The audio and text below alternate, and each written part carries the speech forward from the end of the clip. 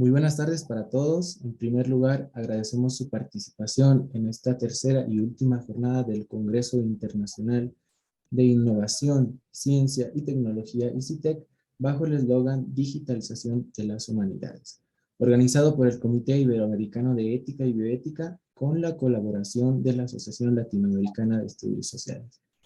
Este congreso se constituye en un espacio para fortalecer, ampliar los espacios de participación, reflexión, intercambio de experiencias y plantear propuestas de crecimiento, aplicación innovadora durante y post-pandemia. Antes de iniciar con las ponencias programadas, deseamos extender un agradecimiento a la Universidad Abierta y a Distancia, a la Universidad Privada Boliviana y a la Universidad Mayor de San Andrés, quienes nos han brindado su auspicio. Como primeros participantes tenemos el placer de presentar a la licenciada Tatiana Montoya, a la doctora Leslie Vidaurre y al doctor Mauricio Torres, con su ponencia Abordaje multidisciplinario de la ansiedad hacia la consulta odontológica en la Clínica Unifrance. Adelante, tiene la palabra. Muchas gracias, un gusto. Bueno, nosotros, como decía, somos docentes de tiempo completo de la Unifrance y hemos desarrollado una propuesta que tiene que ver con un abordaje multidisciplinario de la ansiedad hacia la consulta odontológica en la Clínica Unifrance de la sede de la ciudad de La Paz. En principio, hablar un poquito de lo que es la ansiedad dental, ¿no? Que es específicamente una respuesta multisistémica. Y hablamos de multisistémica porque se dan síntomas tanto fisiológicos como subjetivos a la hora de ingresar o previamente a la consulta dental. Es una experiencia bastante particular e individual que puede llevar incluso a una fobia. Y es importante entender que la ansiedad dental es un fenómeno que influye en la salud oral y obviamente en la adherencia al tratamiento odontológico. Y es también importante diferenciar lo que es la fobia dental, porque definitivamente la ansiedad, ya sea leve o moderada, se puede trabajar de ciertas maneras, pero la fobia dental requiere de un profesional específicamente especializado para trabajar las fobias, un terapeuta generalmente cognitivo-conductual. Y la fobia dental es un tipo severo de ansiedad, ¿no? Ya no es ni moderada la ansiedad, sino que ya es severa, que se caracteriza por una marcada y persistente preocupación, pero tiene una experiencia de riesgo y de peligro ante las situaciones odontológicas, ante el instrumental que se vaya a utilizar, e incluso los pacientes han mencionado que experimentan la posibilidad de muerte ante el ingreso a la consulta dental. Los odontólogos o cirujanos dentistas generalmente se centran en lo que es la rehabilitación de la salud oral. Si bien es un aspecto sumamente importante para devolver el bienestar emocional y de salud de los pacientes, tenemos que considerar de que se resta la importancia al estado emocional de los mismos. Sabemos, como mencionó mi colega anteriormente, los pacientes, la mayoría de los pacientes refiere cierto grado de ansiedad y de miedo de asistir a la consulta odontológica, siendo este un factor sumamente importante para que el paciente abandone el tratamiento dental y deje inconclusa la mejora de su salud oral. Esta propuesta de trabajo que nosotros estamos ofreciendo en esta tarde va a permitir mejorar la adherencia del tratamiento dental. Los pacientes que asistan a la clínica odontológica de la Universidad Privada Franz Tamayo de la sede de La Paz, aumentando la calidad de vida en cuestión a lo que es la salud oral de los pacientes de la población boliviana. ¿Cuáles van a ser los objetivos principales del presente trabajo? Habíamos mencionado ya, cabe recalcar, que es evaluar e intervenir los estados de ansiedad en el caso de ansiedad leve y moderada de todos los pacientes que asisten y son atendidos por los estudiantes a partir del séptimo semestre de la Universidad de Franz Tamayo, y de esta manera poder incrementar la adherencia y disminuir el abandono del tratamiento que reciben los pacientes, ya sea por motivos principalmente de ansiedad, de miedo y también por motivos socioculturales, a través de lo que va a ser la relajación progresiva de Jacobson.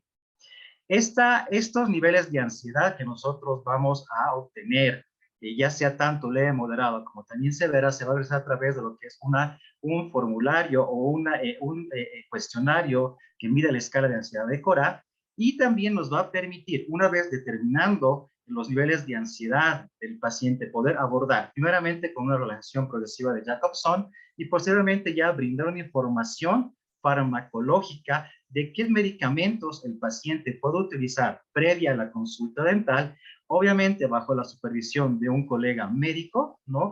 Y estos datos se van a digitalizar en una herramienta virtual y una herramienta física. En cuanto a la propuesta metodológica, tenemos que decir que nosotros estamos planteando que nuestra investigación, el enfoque específicamente es de tipo cuantitativo, porque nosotros deseamos cuantificar la cantidad de pacientes que experimentan tanto ansiedad leve y moderada y que van dejando el tratamiento. Directamente ya no ingresan a consulta. También es un tipo de investigación descriptiva porque vamos a describir la relación que hay entre variables. En principio, la ansiedad con la adherencia al tratamiento y luego cuán efectiva es la información farmacológica, como decía el doctor Torres, en cuanto a mostrar a los pacientes cómo es que se tiene que usar la medicación, pero también mostrar cuál es la posibilidad siempre con la supervisión de un colega médico. Por otro lado, también queremos saber que este instrumento psicológico que es la escala de Cora nos mide y aparte de esto, cuando tienen ansiedad leve y moderada, los pacientes al ser atendidos con la relajación progresiva de Jacobson pueden bajar la ansiedad y acudir a la consulta odontológica. Por ende, queremos también describir que a través de estos instrumentos nosotros vamos a disminuir la ansiedad y vamos a mejorar la adherencia al tratamiento, ¿no? Entonces estamos planteando también un enfoque multidisciplinario entre lo que es la odontología, lo que es la bioquímica y farmacia, la medicina y la psicología. Nuestro diseño de investigación es de tipo transversal porque tenemos pensado realizarlo en 3 meses a partir de septiembre hasta noviembre de este año en la Clínica Odontológica Unifrance en pacientes adultos mayores de 18 años y vamos a utilizar justamente para recolectar la información, tanto la escala dental de Cora, que en este caso el plus es que está digitalizada porque vamos a utilizarla con un ordenador para que el diagnóstico salga automáticamente a la hora de ingresar al paciente antes de su consulta odontológica. Y por otro lado, vamos a tener la historia clínica dental del paciente para relacionar sus asistencias, la reacción, en la escala nos va a dar también los datos de la ansiedad y vamos a poder relacionar tanto los instrumentos para mejorar, disminuir los niveles de ansiedad y mejorar la adherencia al tratamiento. En cuanto al procedimiento, nosotros ya hemos hecho una revisión del estado del arte, hemos visto que sí existe relación en cuanto a la ansiedad y la adherencia al tratamiento, la salud oral. Hemos digitalizado ya la herramienta de escala de ansiedad dental de Cora. Nos toca aplicar en la fase 3 la escala justamente a los pacientes adultos que acuden a la Clínica Odontológica de La Paz y hacer un registro en la historia clínica dental.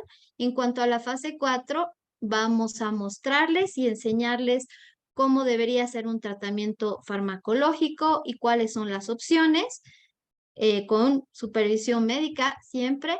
En cuanto a la fase 5, vamos a comprobar si existe relación entre la ansiedad y la adherencia al tratamiento, ya sistematizando la información. En cuanto a la fase 6, vamos a sistematizar y comprobar la efectividad del tratamiento farmacológico y el psicológico para la adherencia al tratamiento. Luego, en la fase 7, elaboraremos los resultados y en la fase 8 ya las conclusiones.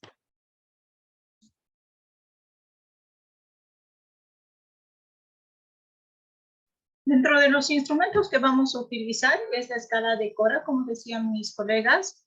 Este instrumento le damos gracias a Norman Cora, quien fue un psicólogo estadounidense pionero en el estudio de la valoración y el tratamiento de la ansiedad en aquellos pacientes que experimentaban ansiedad en los tratamientos odontológicos.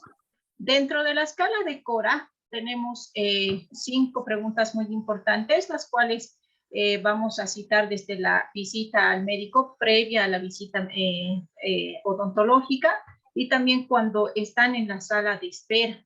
Aquí tenemos el link que hemos realizado y más adelante lo vamos a utilizar junto con ustedes.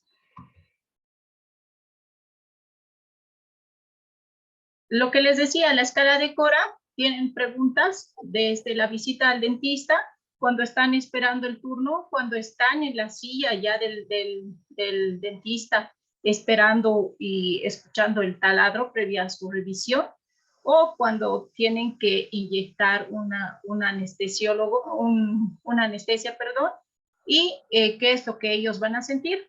Dentro de las respuestas que tenemos está aquí si está relajado, nada ansioso, ligero ansioso, ligeramente ansioso, bastante ansioso, muy ansioso y tranquilo o extremadamente ansioso. La escala de Cora, vamos a obtener estos resultados según el grado de ansiedad que presenta. Tenemos la ansiedad leve o nula en la visita al dentista, la ansiedad moderada en su visita igual al dentista, ansiedad elevada o tenemos el grado máximo que es ansiedad severa o fobia. En este trabajo nosotros hemos tomado en cuenta la ansiedad leve y la ansiedad moderada. Otro instrumento que nos va a ayudar a determinar, a tener un seguimiento de la medición de los niveles de ansiedad, es la historia clínica dental. La historia clínica dental es un documento médico-legal, puesto que se anotan datos muy específicos del paciente y que nos va a permitir recoger toda la información referente a la salud dental del paciente, pero así también al estado de salud en general, ¿no? De que el paciente que asiste a la consulta dental. La historia clínica se la va a realizar desde la primera vez que el paciente acuda a la consulta o la clínica Unifrance, el Servicio Unifrance, y se va a ir actualizando con cada visita, evaluando si esta ansiedad ha disminuido con la técnica de relajación de Jacobson o bien con la utilización de algún fármaco en específico, y se va a poder determinar si el paciente ha llegado a concluir el tratamiento dental y pues ver y verificar si la adherencia al mismo ha sido la ideal.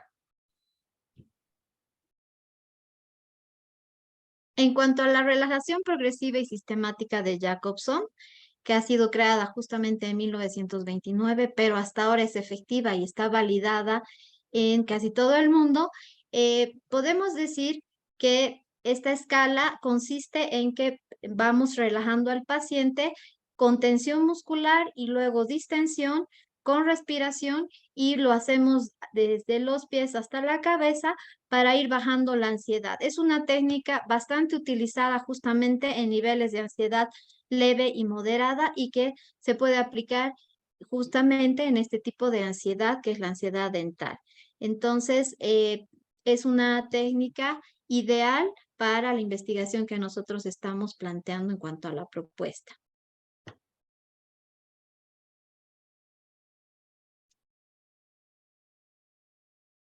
Dentro del tratamiento farmacológico para la ansiedad dental, lo que nosotros queremos conseguir, y ustedes deben saber que el paciente con ansiedad puede ser una urgencia médica. Este tratamiento farmacológico nos va a ayudar a que el paciente respire pausadamente e intentar tranquilizar al mismo. El tratamiento va a consistir en la administración de benzodiazepinas para que si el paciente tenga una ansiedad anticipatoria previa al dentista, también podemos aplicar los ansiolíticos. Entonces, esto cuando no resulte la motivación psicológica, esa cuando no sea suficiente. Y se puede también administrar, como les decía, ansiolíticos 1 hora antes de la visita al dentista. Lo que es importante es recalcar que este tratamiento farmacológico debe contar con la supervisión médica necesaria. Los riesgos de la automedicación que también hemos tomado en cuenta en esta propuesta son los siguientes. Damos una alerta al médico, al paciente para que éste no se automedique, ya que puede existir una interacción entre los medicamentos, pueden ocultar problemas graves de salud, pueden crear resistencia a antibióticos, pueden agravar alguna enfermedad o pueden empeorar la toxicidad de las reacciones adversas al mismo. Y por último, pueden crear dependencia, ya sea con los medicamentos controlados, ansiolíticos o benzodiazepinas en su caso. En conclusión a esta propuesta, podemos definir que hemos pretendido confirmar la relación entre la ansiedad dental y la mínima adherencia al tratamiento farmacológico.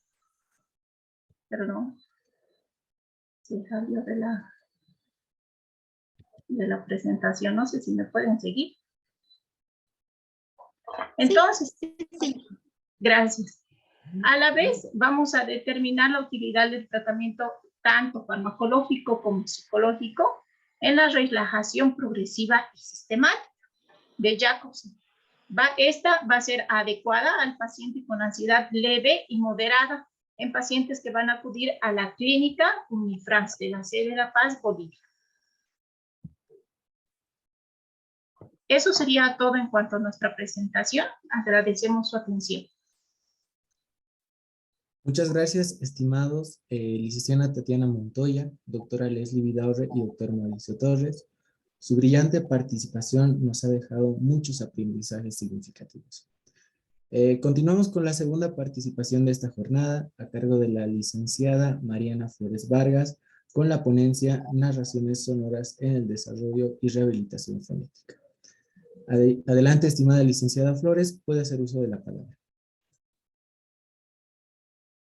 Buenas tardes.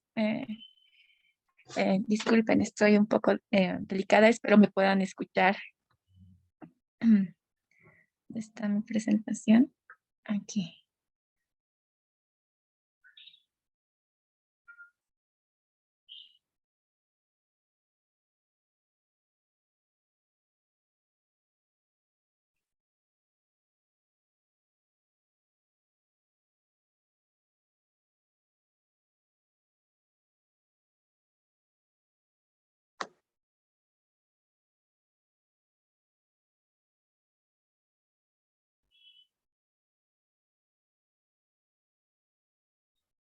Muy buenas tardes, un gusto compartir, ¿no? Estas ponencias. Entonces, bueno, yo tengo algo que presentarles, la importancia de las narraciones sonoras en el desarrollo y rehabilitación fonética.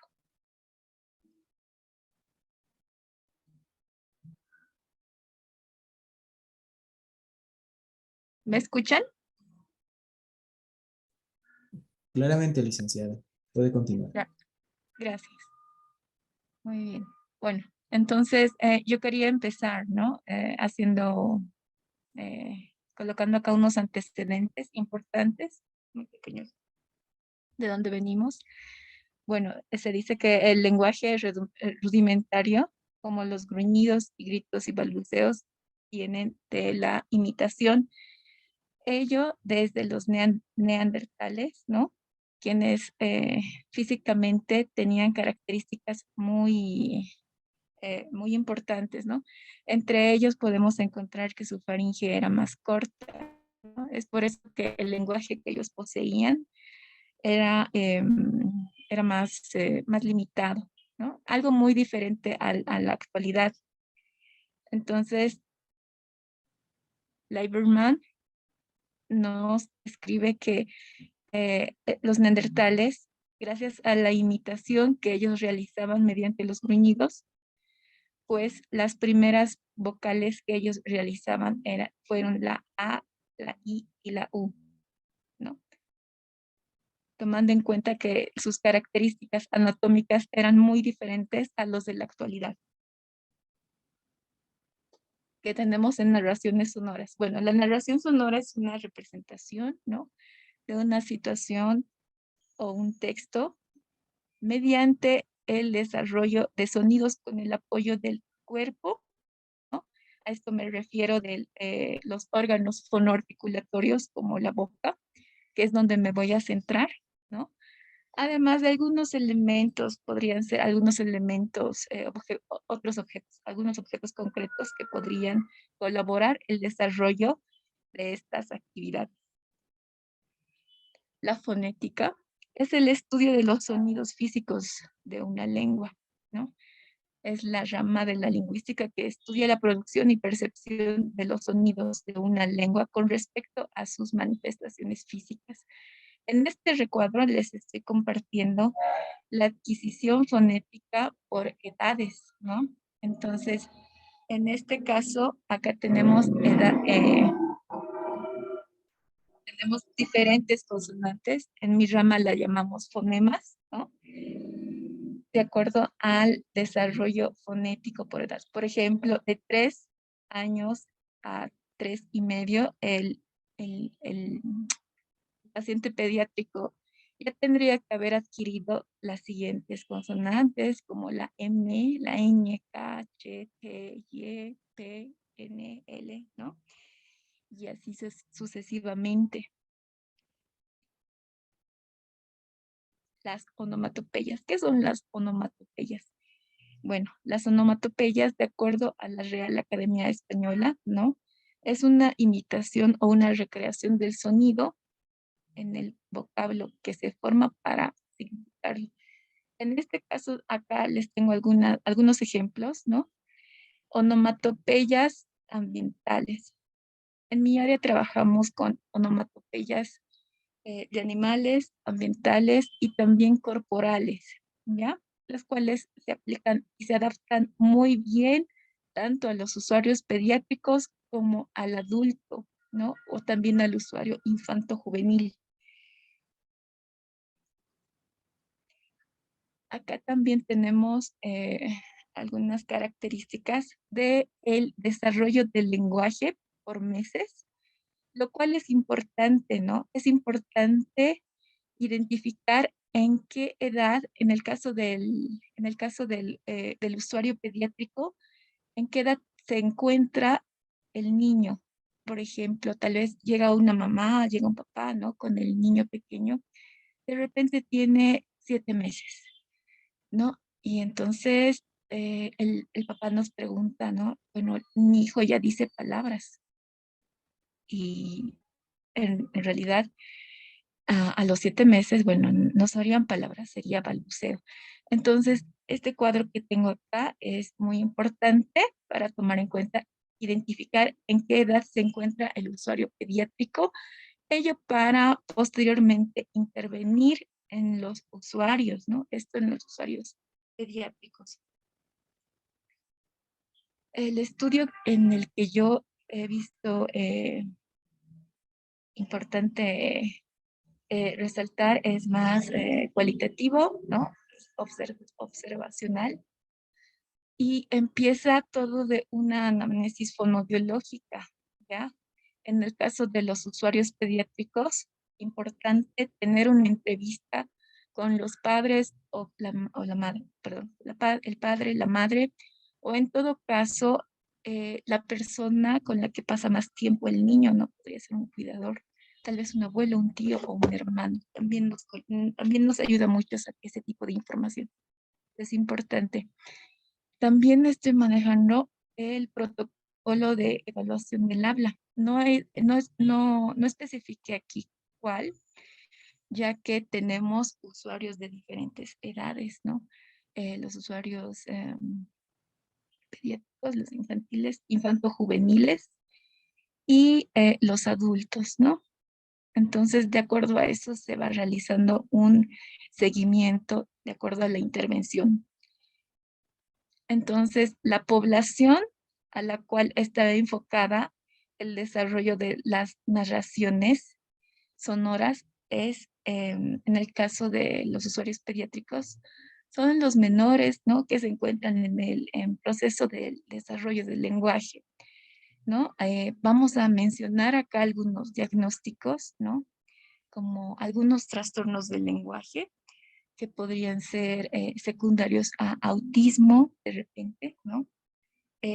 O también algún otro síndrome, tales como síndrome de Down, podría ser TDAH, ¿no? Eso depende mucho. Y en el caso de la población adulta, ¿no?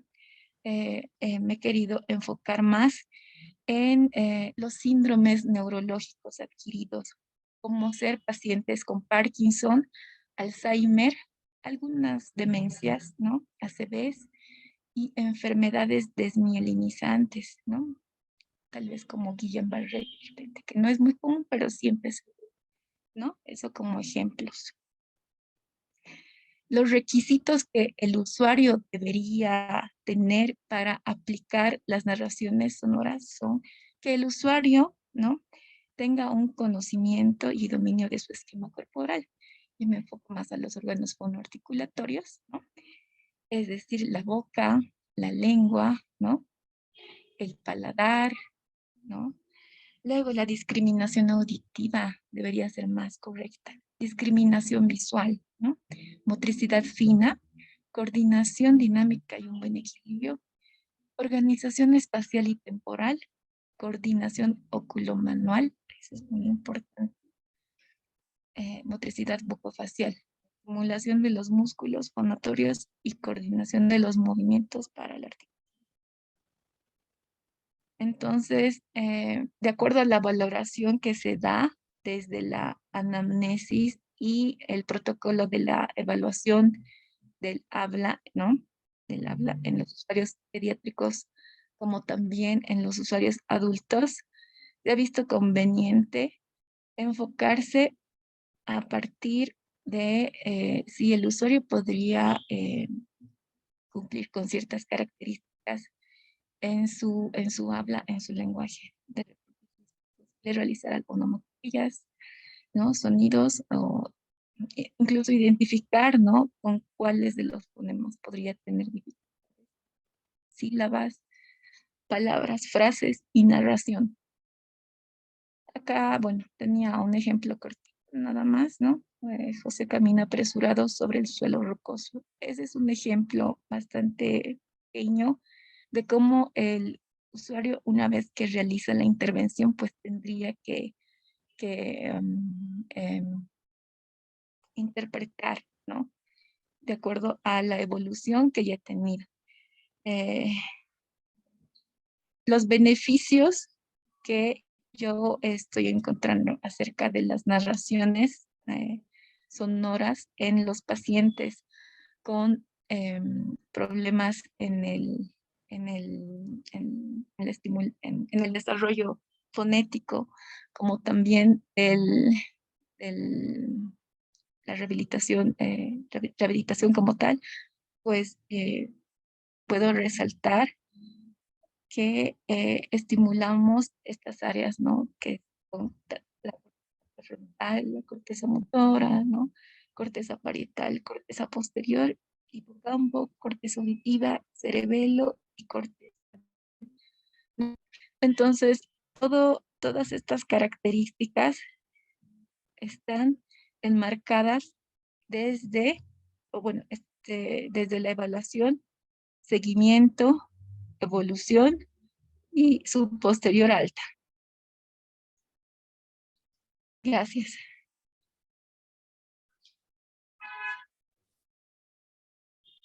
Muchas gracias, estimada licenciada Flores. El desarrollo de su ponencia nos deja un aprendizaje valioso.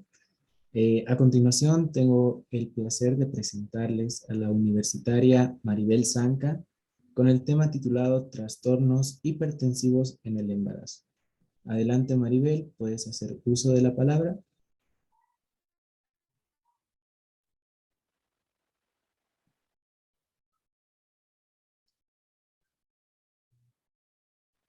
Muy buenas tardes, ¿se me escucha? Claramente, Maribel.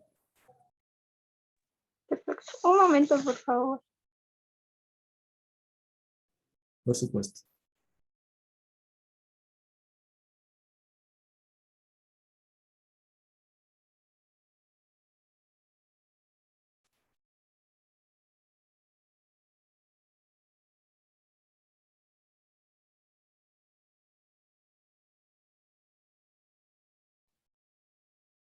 Mientras tanto, quiero reiterar el agradecimiento a la Universidad Abierta y a Distancia, a la Universidad Privada Boliviana y a la Universidad Mayor de San Andrés, quienes nos han brindado su auspicio.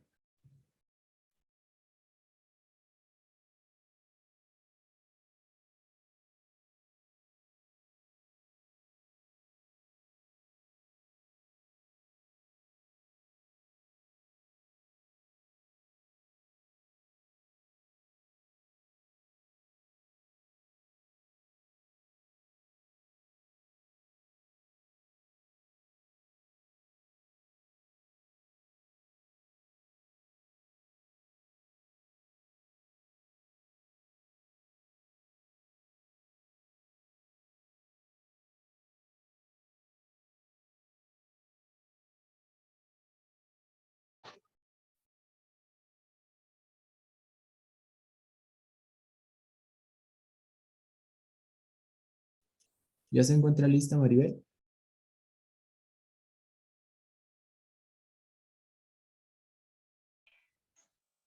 Un momento, por favor, se salió del otro dispositivo.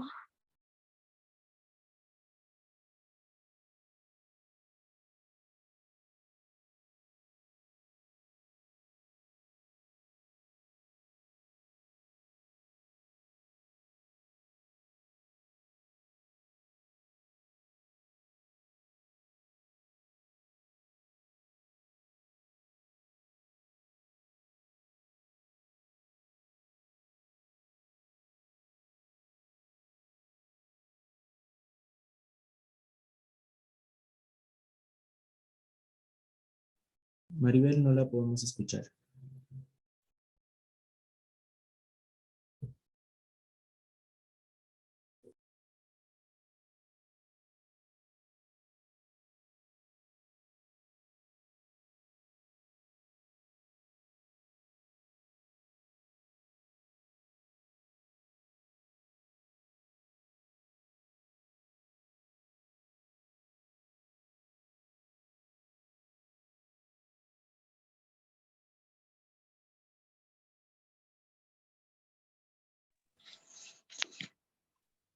Disculpe, un momento más, por favor.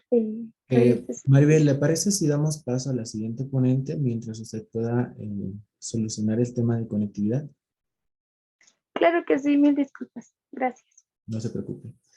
Bueno, en este caso vamos a dar paso a la doctora Rina Álvarez de Serra con la ponencia Justicia Epistémica y Hermenéutica del aporte de las mujeres en la investigación científica a partir de la filosofía de Fricker. Adelante, doctora, doctora Rina, tiene la palabra.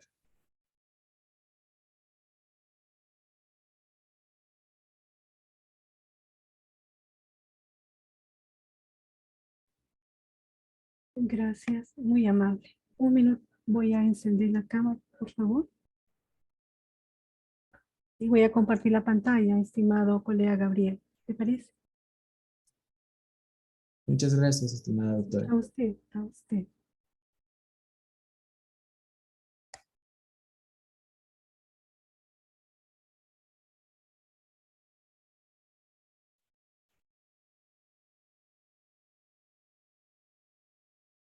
¿He compartido la pantalla, por favor? ¿O todavía no? Aún no, doctora. Ah, ya, disculpe. Ahora sí. Ya.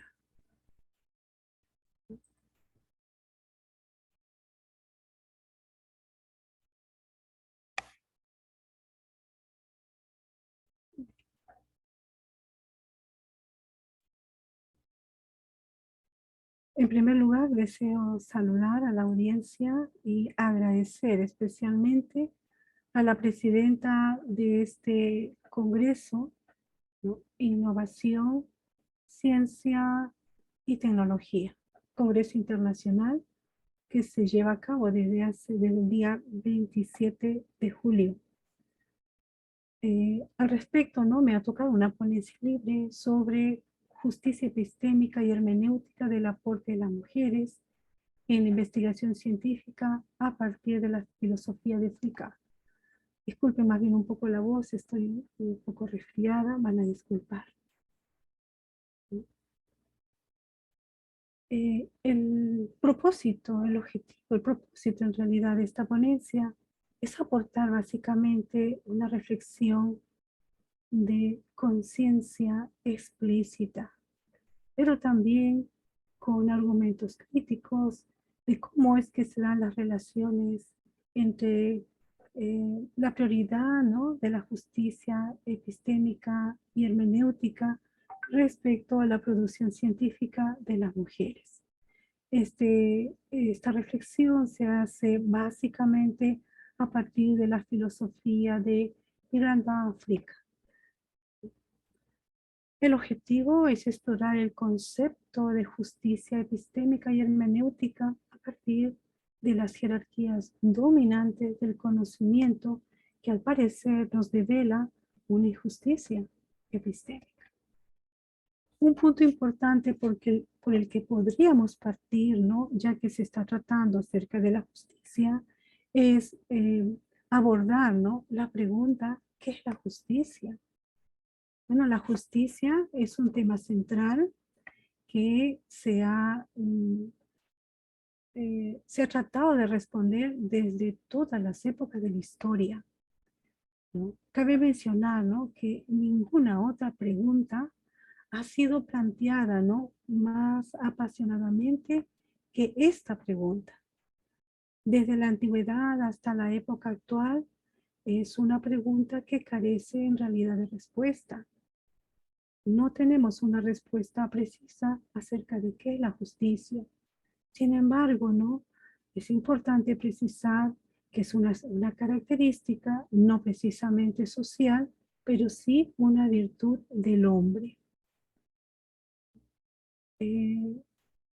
Respecto al tema, ¿no?, si es una virtud del hombre, entonces diríamos que cuando un hombre es justo cuando la conducta de aquel, ¿no?, concuerda con un orden social que también se considera justo. Entonces la siguiente pregunta sería, ¿y qué es un orden justo? ¿A qué le llamamos una sociedad justa? Pues diríamos que una de las respuestas que al menos concuerdan la mayoría es que un orden justo es aquel, ¿no?, que regula la conducta de los humanos, pero satisface a todos y permite alcanzar, ¿no?, el deseo de todos los hombres, que es de ser felices. Los seres humanos, indistintamente del credo, religión, etcétera, buscamos la felicidad. Desde Platón hasta Immanuel Kant, ¿no?, las preguntas de qué es la justicia ha tratado de ser respondida.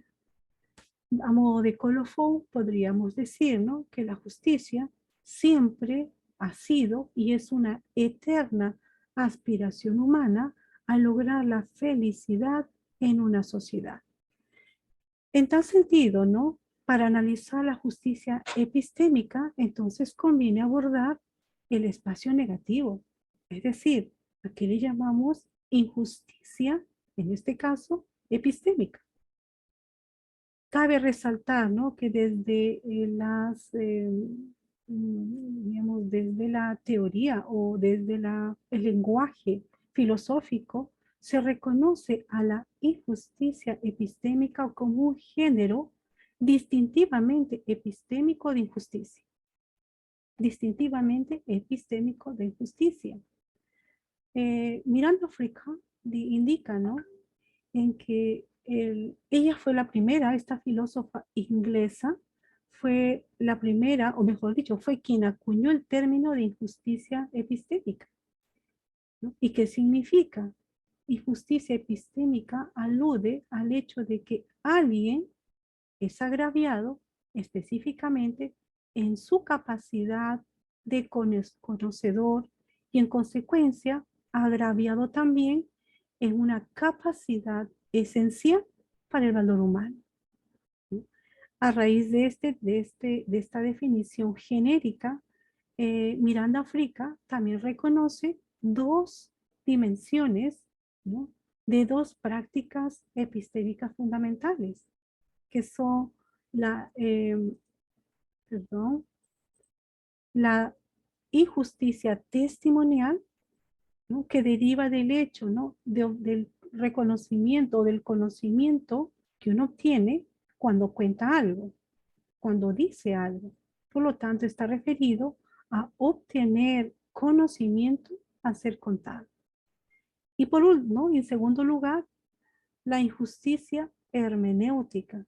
Dos categorías de injusticia epistémica, testimonial por un lado, epistémica por otro lado, que significa o se refiere al hecho de dar sentido a nuestras experiencias sociales, en el orden que fueren, en el ámbito en que se dé.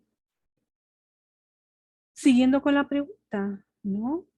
En la misma línea de pensamiento, podríamos afirmar que hoy las mujeres alcanzan la aspiración, dado que la justicia es una aspiración eterna, en este caso la aspiración de justicia epistémica y hermenéutica en relación con su contribución a la investigación científica, desde la concepción de Miranda Africa, bueno, haciendo un breve recorrido temporal histórico.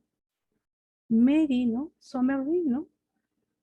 A partir de esta científica, en la década de 1780-1872 en que transcurre su vida, se acuña el término científica. ¿Por qué? Por sus aportes al campo de la astronomía. Antes de ella, solo existía el término hombre de ciencia. Margaret, ¿no? La británica Margaret, algo asombroso, ¿no? Que llama la atención es que menciona la fecha en que vivió, 1792 a 1865. Hasta su muerte, a esta mujer se le conoció con el nombre de James Barry. ¿Por qué? Porque se cambió el nombre por su aspiración, por el hecho de tener la aspiración de ingresar a una universidad y estudiar medicina. Pero como era una carrera privativa para los varones, ¿no? Ideó, ¿no? Tuvo la idea, ¿no? De cambiarse de nombre y asumir un rol masculino. Logró la profesión de médica, en este caso médico, logró un doctorado, fue una mujer, o entre comillas, un científico, varón, entre comillas, pionero en los adelantos de la neurociencia. Sirvió al ejército británico, logró un grado dentro del ejército y cuando muere, post-morte se revela que es una mujer. Toda su vida, ¿no? Tuvo un rol masculino para poder tener presencia y visibilidad en el campo de la ciencia. Otra mujer, ¿no? Christina Franklin, es una becaria de una universidad americana, 1847 a 1930. Su nombre nunca se publicó junto con el de sus compañeros, todos hombres. ¿Por qué? Por temor a sentar un precedente. Esta mujer, ¿no? Dentro de su producción científica, de su aporte, ¿no? Contribuyó con la teoría de la evolución del ojo humano y la visión del color.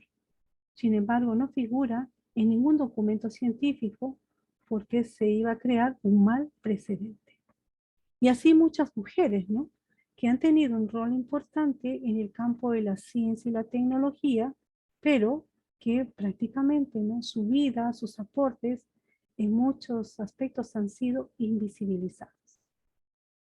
De esta forma podríamos hacer un análisis y, digamos, establecer algunos resultados, ¿no? Algunos hallazgos. Por ejemplo, existe aún hoy en día una menor representación y una discriminación de las mujeres en diversos espacios, no solamente en el campo de la ciencia y la tecnología, sino también en el campo de liderazgo, en el campo político, de poder, ¿no? En el terreno académico, ¿no? Se mencionan en varias publicaciones y limitaciones dirigidas o que se dan específicamente en el caso de mujeres. Por ejemplo, menor provisión de financiamiento, menos financiamiento, fondos, e inclusive, ¿no?, una menor participación en las publicaciones científicas. En la India, ¿no?, Prakash 2018 menciona inclusive un sesgo de sexo en la producción de conocimiento científico. Incluso en el hecho de que por ser mujer a veces tiene menos posibilidad de formar parte de grupos de estudio, no como investigadoras, sino como sujetos de estudio, ¿no? E inclusive, ¿no?, las publicaciones en muchos casos no marcan o no enfatizan diferencias relacionadas con el sexo.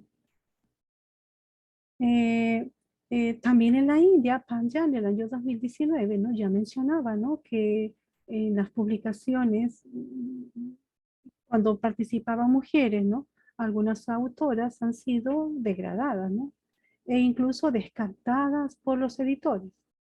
Esto nos indica, ¿no?, que el conocimiento científico transita dentro de lo que le podríamos denominar, comillas, economía, de credibilidad.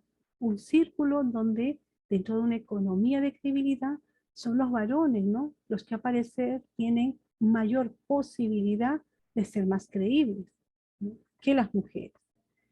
En este sentido, diríamos que esta forma de economía, de valorar, ¿no?, la credibilidad, se determina, ¿no?, en función de quiénes son los que saben, en este caso hombre y mujer, quiénes son los que saben y qué conocimientos aportan, y cuáles se perciben como más o menos relevantes, según el género. Desde el punto de vista filosófico, diríamos que existe un dominio epistémico de creación de significados que tradicionalmente se atribuyen al varón. Esto, ¿no?, crea o condiciona una situación de menoscabo del reconocimiento de las mujeres, ¿no?, lo cual determina que se le reste, ¿no?, una agencia epistémica debido al género.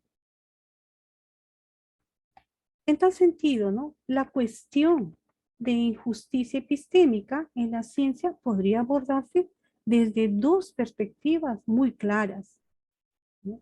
Por un lado, injusticia epistémica discriminatoria, una categoría que más adelante, ¿no?, Miranda Africa, ¿no?, adopta desde dos dimensiones puntuales, las llamadas injusticias testimoniales y las hermenéuticas que ya las mencionamos. Y de otro lado, la llamada injusticia epistémica distributiva. Nos hemos enfocado en la primera. Esta teoría o esta perspectiva filosófica está arraigada, ¿no?, en el ámbito de la epistemología sociocrítica feminista, ¿no?, y se valora o se percibe como una exclusión epistémica, un silenciamiento, una subordinación, una forma, ¿no?, de invisibilizar, ¿no?, a la mujer, ¿no?, el aporte de la mujer en el campo de la ciencia.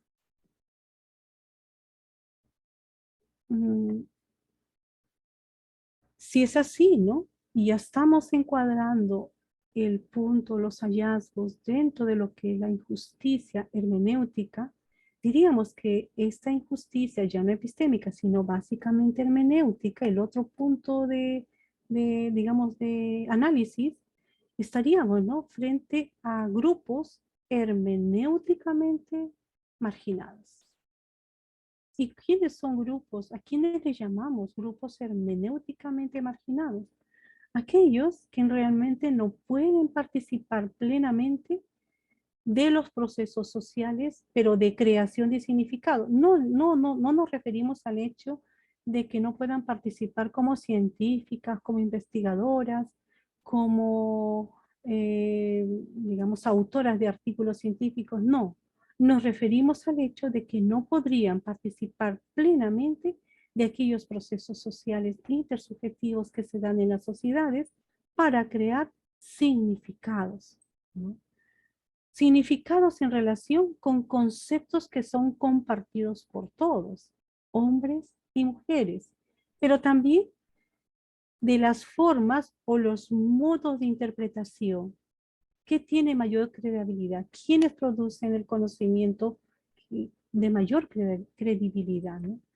Esto determina, ¿no?, en realidad, áreas importantes de su experiencia social como mujeres, como investigadoras, como mujeres de ciencia, oscurecidas, invisibilizadas, que no se ven, que no se mencionan. ¿Por qué? Porque se le otorga, ¿no?, dentro de la economía de la credibilidad, un menor valor.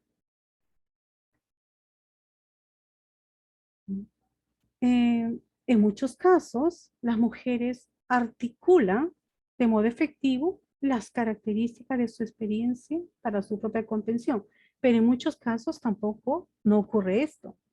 Hay mujeres empoderadas que efectivamente articulan, efectivamente, me refiero a efectividad, ¿no?, de modo efectivo, pero otras no. Esto determina, ¿no?, lo que se podría calificar o caracterizar como marginación hermenéutica. Esta marginación hermenéutica de no poder comprender, no poder expresar, no poder articular su propia experiencia para una comprensión completa, podría crear y también podría sostener una manera, una forma de parálisis proposicional, lo que Fricka llama discapacidad cognitiva en su experiencia. ¿Qué desventajas tiene esta, digamos, injusticia hermenéutica? La hace incapaz de dar sentido a las experiencias continuas de marginación, de invisibilidad, de su rol y del aporte que ella misma tiene en la ciencia.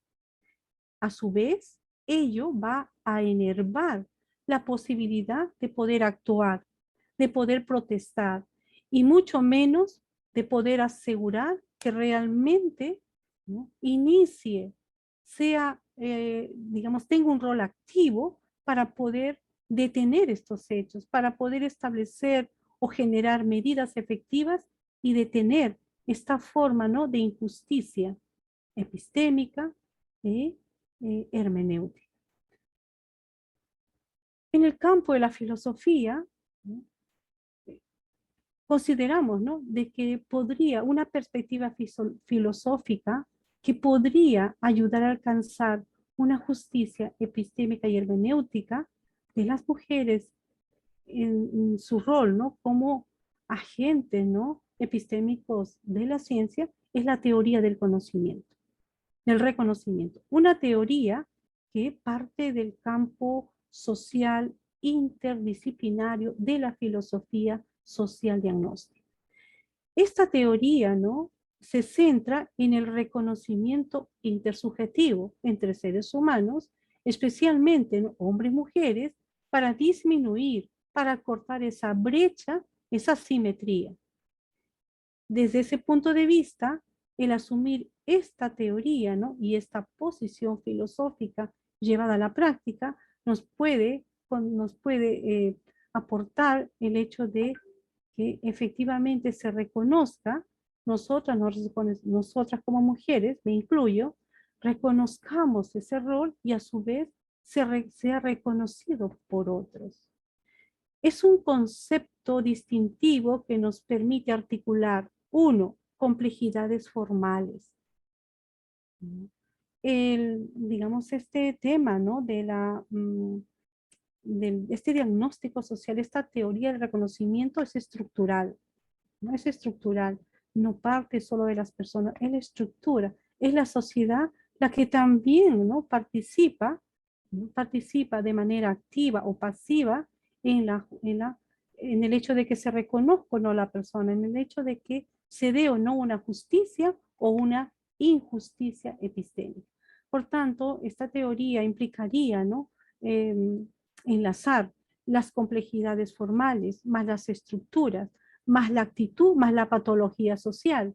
¿Y cuál sería la patología social? La injusticia epistémica y hermenéutica. Nos permitiría a su vez desterrar el reconocimiento erróneo, o peor aún, el no reconocimiento. Conclusiones. La naturaleza de los prejuicios, del poder social o la autoridad discursiva asentados en el género, ¿no?, determina que el reconocimiento y participación en un plano igualitario, equitativo de las mujeres en la producción intelectual aún se defina como una injusticia epistémica y hermenéutica. Injusticia epistémica que se revela en el trato injusto que muchas veces se da a las mujeres en las cuestiones vinculadas con el conocimiento, con la comprensión y la participación en las prácticas de generación de ciencia y tecnología. Injusticia hermenéutica, ¿no?, ya que la experiencia social de las mujeres como agentes epistémicos en la ciencia aún no logra, ¿no?, una comprensión colectiva plena de todos. ¿Por qué? Por prejuicios de identidad en el recurso hermenéutico de las sociedades en general. Por último, para cerrar, ¿no?, se puede contribuir positivamente a prevenir o tratar la injusticia epistémica desde la teoría, ¿no?, del reconocimiento, ¿no?, y además que nos aleje de lo que Leibniz le denomina razón indolente, que sí, ¿no?, razón indolente, que significa, ¿no?, aquello, una posición que nos lleva a no hacer nada, a renunciar a pensar en lo que está ocurriendo, adoptando la llamada teoría del reconocimiento, para lograr, ¿no?, un potencial emancipatorio inmanente, ¿no?, que nos permita trascender el marco intersubjetivo actual y lograr una justicia epistémica, ¿no?, y hermenéutica de las mujeres que hacen ciencia. Muchas gracias, muy amable colega. Le agradezco bastante que me dé la oportunidad. Muy agradecida. Excelente participación, estimada doctora Álvarez. Nos encontramos agradecidos por el tiempo y el esfuerzo que tomó para compartir sus vastos conocimientos en el tema. Bueno, para terminar la jornada de hoy, nuevamente voy a compartir el espacio a la universitaria Maribel Salamanca con el tema titulado Trastornos hipertensivos en el embarazo. Listo. Gracias. Muy buenas tardes a todos los presentes y agradecida por poder participar en el Congreso Internacional de Innovación, Ciencia y Tecnología. Saludarla de igual manera a la doctora Gladys Bustamante y a todo el miembro. ¿Me escuchan, verdad? Sí, se le puede escuchar, Maribel. Perfecto. Gracias. Bien, voy a empezar con el tema de trastornos hipertensivos en el embarazo. Es una temática, bueno, se ha realizado sistemáticamente artículos científicos. De igual manera, la norma boliviana de atención de emergencias obstétricas, con el objetivo de poder un poquito más mostrarles cómo es el manejo de trastorno hipertensivo acá en Bolivia, ¿ya? Asimismo, determinar el diagnóstico, la prevención, el tratamiento oportuno de los trastornos hipertensivos en el embarazo, mediante toda esta revisión sistemática. Bien, el trastorno hipertensivo se va a definir como una presencia sostenida de hipertensión durante el embarazo. Ya este puede comenzar durante la segunda mitad del embarazo, ya sea a las 20 semanas, durante el parto, asimismo después del parto. Los trastornos hipertensivos afectan alrededor del 10% de las mujeres embarazadas en todo el mundo. Son la segunda causa más frecuente de la morbilidad grave. Asimismo, esto puede afectar la discapacidad y la muerte entre las madres, los fetos y los recién nacidos. Conlleva con mayor porcentaje o incidencia a países con menos desarrollados. Entre ellos se encuentra Bolivia, y la tasa de mortalidad materna entre más altas de América Latina se estima entre 222 por 100.000 nacidos vivos. Como verán, es un dato muy relevante ¿ya? Entonces, la Academia Americana de Ginecología y Obstetricia da su opinión, ¿ya? Durante una investigación en julio en 2018, el cual recomienda la administración en dosis bajas de la aspirina durante el embarazo a mujeres con riesgos a desarrollar la preeclampsia. Asimismo, la norma de emergencias obstétricas en Bolivia define como la presencia de hipertensión en el embarazo. Esto tomando en cuenta tanto la presión sistólica, diastólica. Un dato importante es que las personas no siempre van a tener el rango de 80 a 120, ¿no? Es muy importante tomar en cuenta las 30 milímetros de mercurio en la tensión arterial sistólica. ¿Qué quiere decir? Que en base a su presión arterial que la paciente presente, si sumamos un 30 milímetros de mercurio, ya sea su base 90-60, podría presentar un trastorno hipertensivo, no solamente dentro de los rangos que indica la norma según la OMS de 140-90. Asimismo, el incremento de 15 milímetros de mercurio en la tensión arterial diastólica. El diagnóstico es muy importante. Ya el manejo mismo de personal de salud, tanto médicos, enfermeras y otras, tomar en cuenta los signos y síntomas que presenta la paciente, también los antecedentes del mismo. Esto puede ser que en su primer embarazo haya sufrido de una hipertensión, un familiar con trastornos hipertensivos que haya sufrido, pacientes que presenten diabetes, pacientes con bajos recursos de igual manera por su mala alimentación, pacientes que estén consumiendo alimentos con muchas sal, así por decir, ¿ya? Bien, se clasifican los trastornos hipertensivos del embarazo en diferentes. Pues, según la norma boliviana, lo clasificamos con hipertensión gestacional, la preeclampsia, la eclampsia, asimismo la crisis hipertensiva. Cada uno de ellos tiene sus manejos, cada una de las clasificaciones, según la revisión de muchos artículos, cada país tiene ya normados el manejo de estos pacientes, por el cual yo quiero compartir más sobre el manejo que se tiene en Bolivia. Bien, las medidas generales, ya esto en un paciente hospitalizado, tomamos en cuenta la monitorización de signos vitales, en especial la presión arterial, cada 2 horas. Si la paciente presenta crisis hipertensivas como ya la preeclampsia, entonces cada 15 minutos.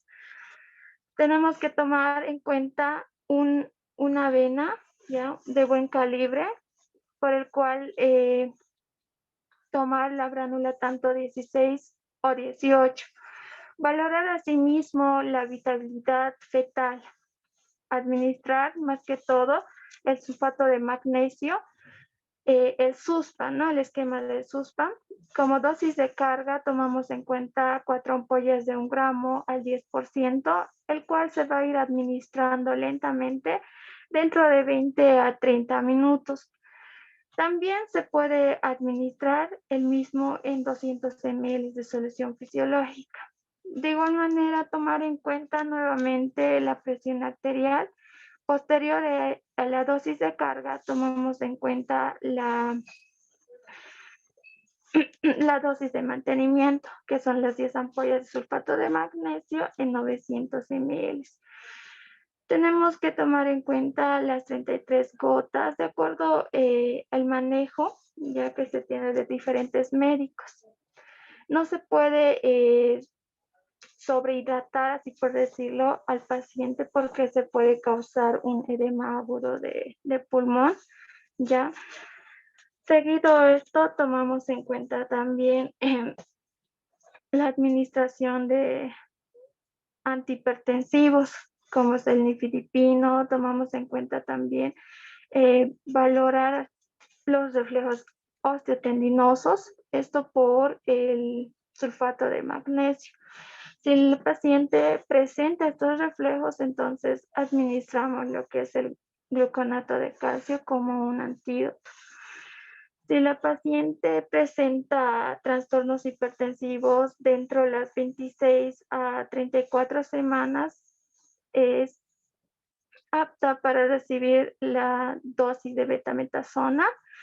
En otros casos, también la dexametasona para la maduración pulmonar. También hay que tomar en cuenta, o se toma en cuenta, lo que es la diuresis, ¿no? Para verificar los ingeridos y eliminados y no sobrecargar a la paciente. Muy importante también el sistema respiratorio. Puede causar una insuficiencia respiratoria. En algunos casos el sulfato de magnesio es importante, por el cual administrar el oxígeno, ¿no? La posición de igual manera coadyuva en el manejo de estos pacientes, que debe estar del lado izquierdo, para que así la paciente tenga una buena oxigenación hacia el futuro. Bien. Entonces, mediante toda la revisión bibliográfica, como conclusiones, yo tomo en cuenta de que los diferentes autores coinciden en la metodología que ellos manejan, el manejo terapéutico, el manejo de los trastornos hipertensivos como tal. Asimismo, indican que el manejo adecuado de la hipertensión y sus complicaciones pueden optimizar los resultados, ya que no haya mayor incidencia en las complicaciones mismas, ¿no? Reducir los datos estadísticos de la morbimortalidad materna como fetal. Termino con este mensaje que dice: adquirir conocimientos es fundamental para el pensamiento crítico, la resolución de problemas y la creatividad, según Héctor Ruiz Martí. Gracias. Muchas gracias, estimada Maribel. Sin duda, el desarrollo de su ponencia nos deja un aprendizaje valioso. Felicidades y excelente participación. Bueno, ha sido un verdadero placer para nosotros haber contado con la presencia y aportación de todos los participantes en esta última jornada del Congreso Internacional de Innovación, Ciencia y Tecnología ICITEP. Por tanto, voy a conceder nuevamente la palabra a la doctora Rina Álvarez Becerra, vicepresidente del Comité Iberoamericano de Ética y Bioética, para hacer el cierre oportuno del Congreso. Adelante, doctora Rina.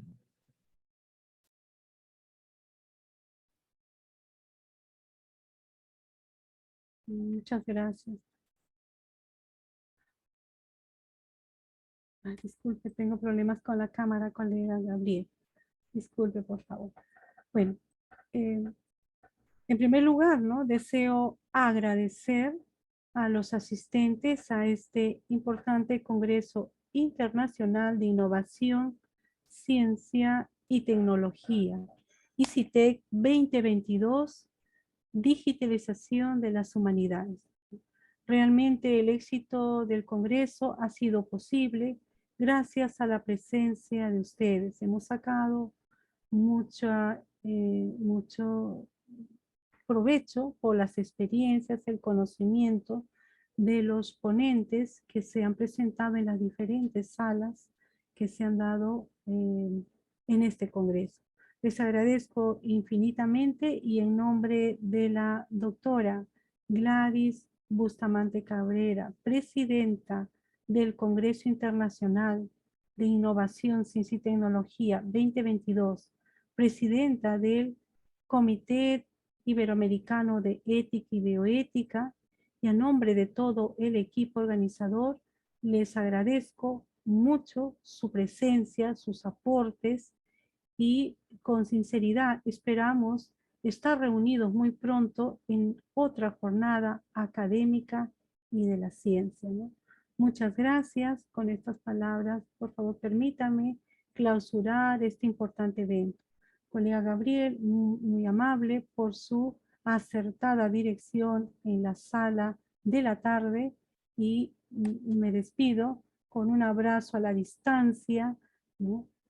Con todos ustedes, y con el deseo sincero, ¿no?, genuino de tenerlos nuevamente o estar reunidos y tener el privilegio de estar con ustedes nuevamente. Muchísimas gracias. Buenas tardes. Muchísimas gracias, estimada doctora Rina, por las palabras. Tengan todos muy buenas tardes y un abrazo a la distancia.